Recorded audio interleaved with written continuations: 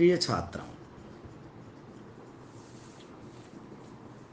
कल की क्लास में मैं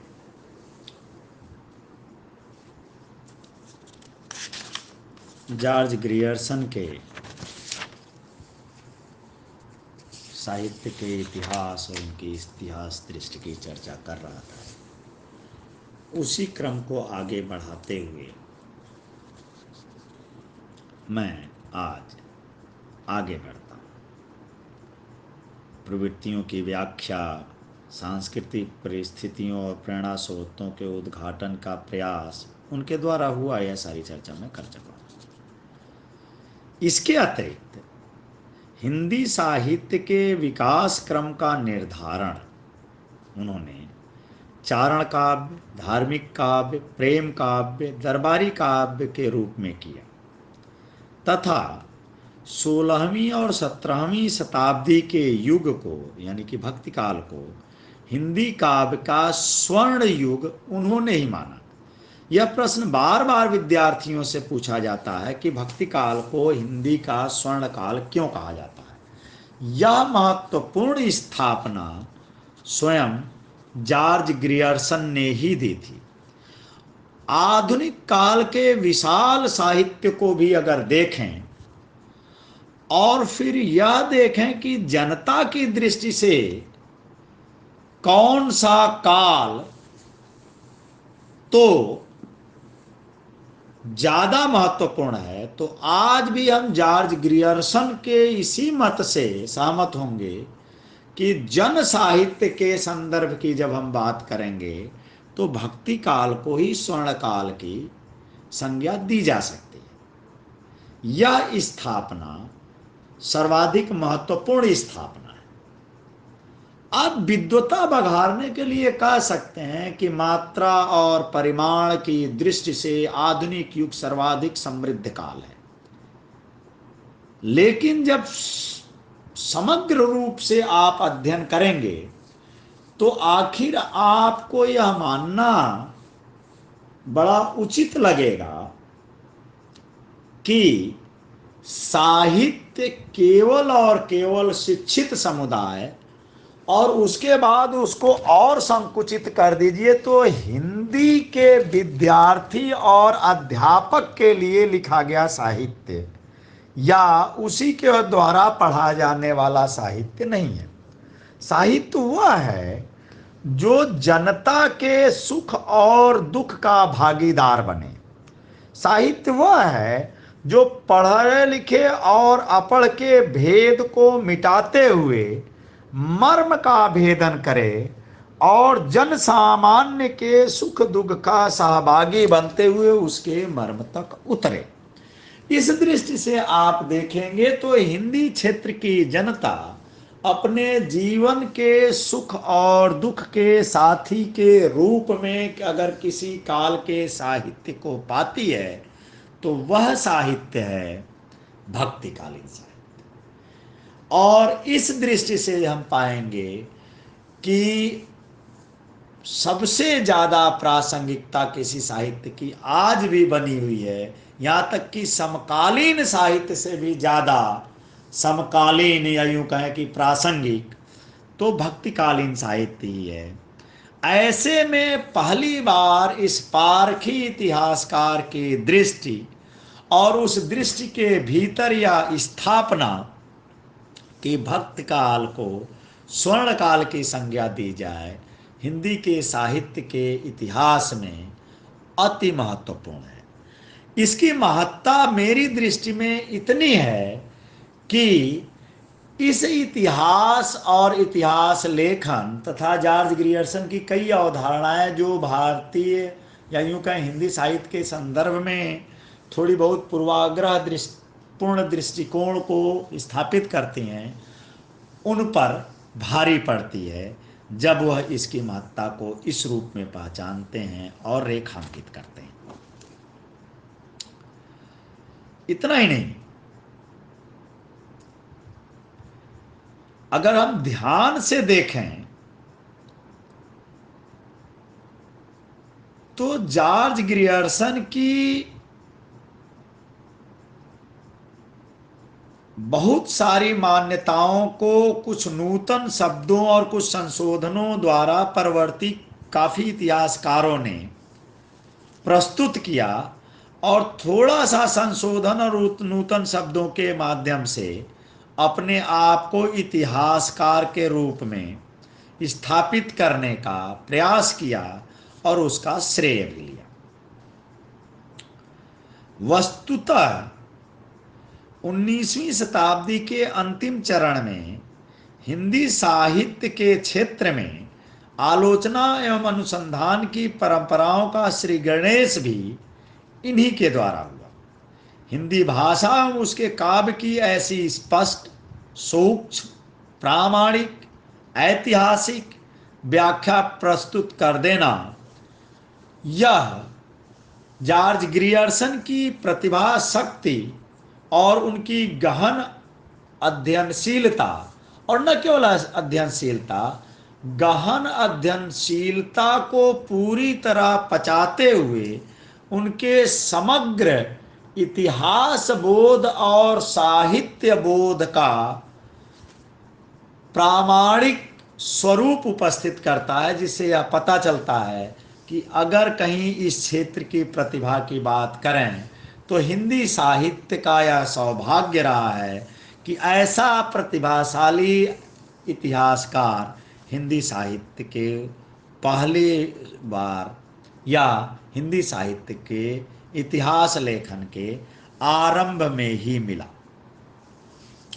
दूसरी बात यह है कि उनका ग्रंथ अंग्रेजी में रचित होने के कारण हिंदी के अध्ययन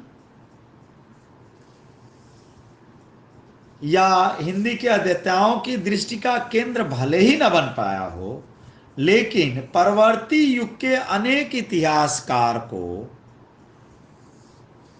उनकी धारणाओं से अपनी स्थापनाओं को पुष्पित और पल्लवित करने का अवसर अवश्य मिला, जिसको हिंदी माध्यम में वे प्रस्तुत कर सके। और उनके अगर उपलब्धियों को देखा जाए तो उन्हें यह कहा जाए कि बहुत हद तक वो जॉर्ज ग्रियर्सन के इस इतिहास बोध, साहित्यिक प्रवृत्ति एवं आस्वाद की प्रक्रिया के ऋणी ही कहे जाएंगे। इस दृष्टि से जॉर्ज ग्रियर्सन का साहित्य का इतिहास अति महत्वपूर्ण साबित होता है। और यह यूं ही नहीं है कि इसे प्रामाणिक इतिहास ग्रंथों की सूची में आचार्य रामचंद्र शुक्ल से पहले अगर रखें तो यह ग्रंथ पहली बार सामने आता है। इसके बाद एक दूसरा ग्रंथ आता है जिसका नाम है मिश्र बंधु विनोद। यह ग्रंथ 1913 ईस्वी में प्रकाशित होता है। इसके रचनाकार मिश्र बंधुओं के नाम से प्रसिद्ध हैं। यह ग्रंथ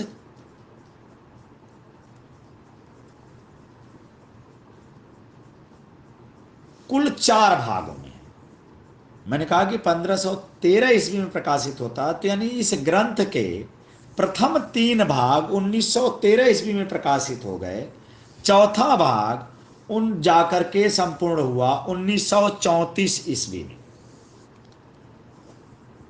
मिश्र बंधुओं ने अपने ग्रंथ को इतिहास की संज्ञा न देते हुए भी भरसक इस बात का प्रयत्न किया है कि यह आदर्श रूप में एक साहित्य के इतिहास का, यानी हिंदी साहित्य के इतिहास का आदर्श ग्रंथ साबित हो, सिद्ध हो। इसके लिए उन्होंने एक काम किया कि इस ग्रंथ में उन्होंने एक बहुत बड़ी संख्या कवियों के लिए और यह दिखाना चाहा, स्थापित करना चाहा कि यह अपने आप में ग्रंथ परिपूर्ण एवं सुव्यवस्थित है।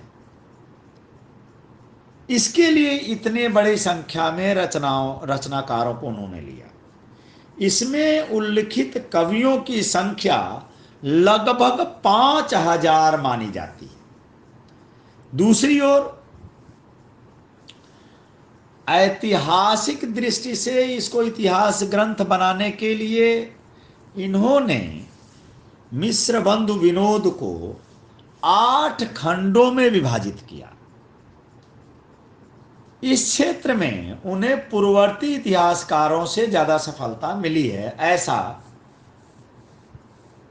कई साहित्य के इतिहास के ग्रंथों में उल्लेख मिलता है। डॉक्टर नगेंद्र के द्वारा संपादित साहित्य के इतिहास के ग्रंथ की पूर्व पोटिका में यह लिखा गया है कि इतिहास के रूप में इस ग्रंथ की विशेषता यह है कि इसमें कवियों के विवरणों के साथ साथ साहित्य के विविध अंगों पर पर्याप्त प्रकाश डाला गया है।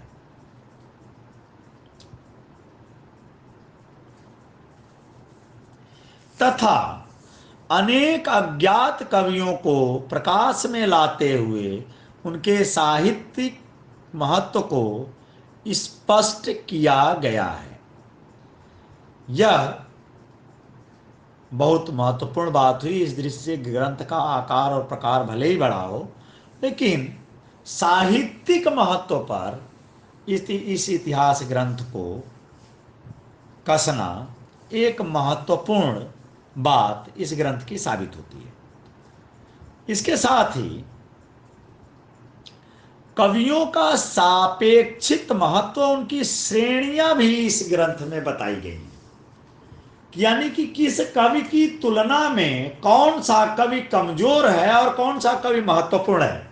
यह एक नई बहस, या यूं कहें कि एक अलग तरह की बहस, साहित्यिक प्रतिमानों के आधार पर बहस इन्होंने शुरू की, जिसमें सापेक्षिक रूप से कवियों के महत्व को निर्धारित किया जाए कि यह कवि इस कवि की तुलना में ज्यादा महत्वपूर्ण है।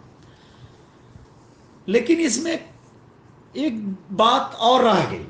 वह बात थी कि काव्य समीक्षा की जो परंपरागत सिद्धांत हैं, उसी पद्धति का ही यहां पे अनुसरण किया गया, यानी सामाजिक दृष्टि से नूतनता का अभाव यहां मिलता है। जो भारतीय काव्य शास्त्र की दृष्टि है वही इन पर हावी रहती है। आधुनिक समीक्षा की दृष्टि से यह इस ग्रंथ को संतोषजनक नहीं कहा जा सकता। फिर भी अगर हम यह देखें कि साहित्य के इतिहास लेखन की दृष्टि से इनसे पहले चली आती हुई परंपरा को आगे बढ़ाना कोई महत्वपूर्ण काम है, तो निसंदेह इनका योगदान माना जा सकता है।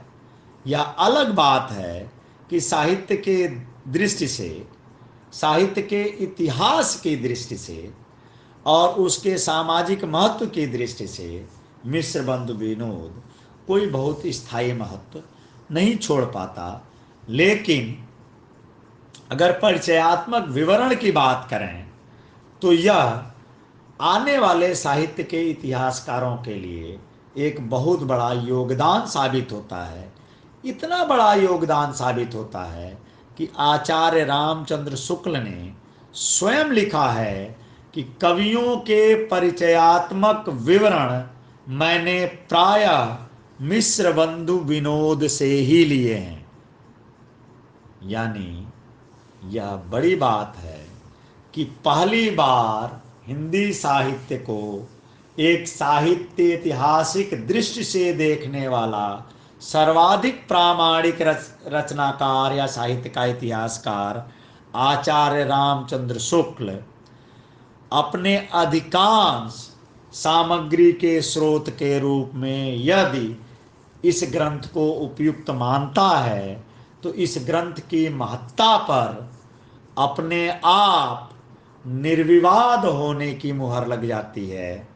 परंतु भले ही यह ग्रंथ साहित्य के इतिहास के रूप में उतना महत्वपूर्ण न हो, लेकिन आने वाले युग के साहित्य के इतिहासकारों या यूं कहें प्रामाणिक रूप से साहित्य का इतिहास लिखने वालों के लिए एक आधार ग्रंथ के रूप में यह ग्रंथ यानी कि मिश्र बंधु विनोद स्थापित होता है।